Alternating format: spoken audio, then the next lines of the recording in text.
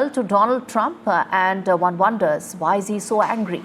You can tell a lot about a world leader by how they react to pressure. And as far as US President Donald Trump is concerned, he's been reacting like a man who's lost his TV remote and the nuclear codes all at the same time.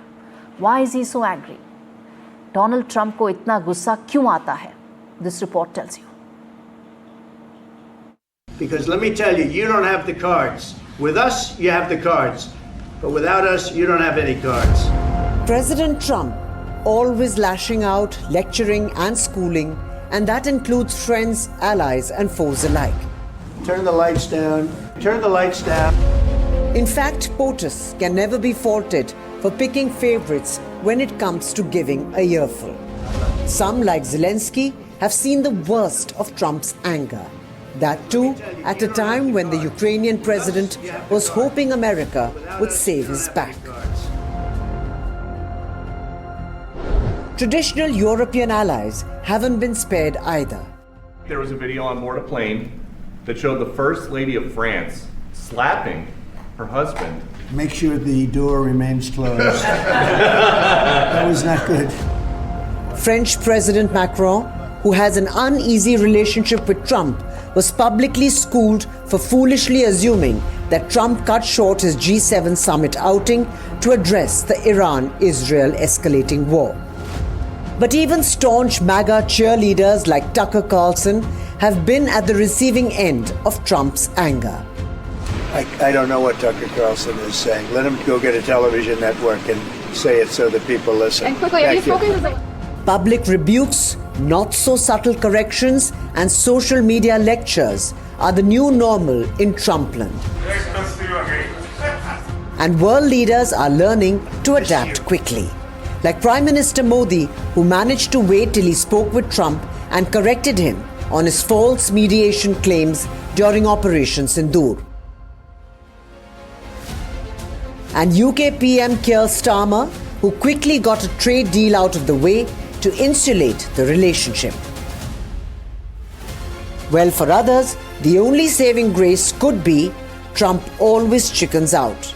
Another one of the many trends that makes Trump angry. Wall Street analysts have coined a new term called the taco trade. They're saying Trump always chickens out on your tariff threats, and that's why markets are higher this week. What's your response to that? I kick out? Chicken out. Oh, isn't that nice? Chicken out. I've never heard that. So he does get angry. He does get angry on several occasions. But we now tell you why exactly is Donald Trump so angry? उसे इतना गुस्सा क्यों आता है? Let's put that out. The reasons why I feel, a lot of us feel that Donald Trump has possibly reasons to be angry. First and foremost, he feels that some of his global political capital has actually been diminished in just the 4 months that he's actually been in office, simply because he seems to be at odds with the system, both within US and outside as well. Second, he's been unable to end the wars that he promised in 24 hours. So look at the US president who walked into office saying that I'm going to end these wars in 24 hours flat.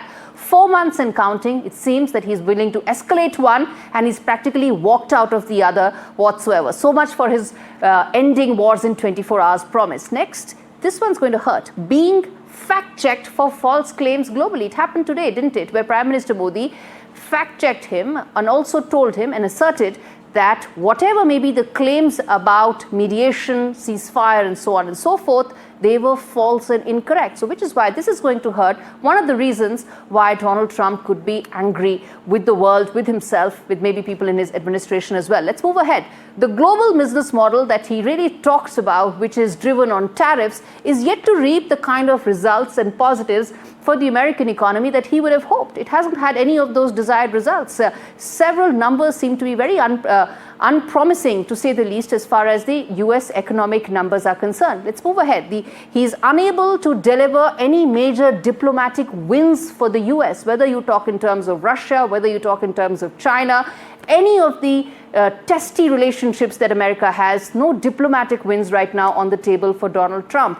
Next, most of what he's been trying to do has actually hit legal roadblocks. Everything lands up in courts, something that further limits his role in terms of being able to push through some of the domestic agenda that he promised his MAGA brigade. And lastly, the ideological conflict he is now beginning to have with his MAGA brigade, one being around the war itself. The Iran-Israel conflict is one where many feel that Trump wants to now go all in, something that the MAGA brigade doesn't want, because they see that he should be now going away rather than putting all resources inside a war that may have diminishing returns. Let's move ahead. Now, what is it that the world can do, and what does this really leave the world in terms of a more angry US president?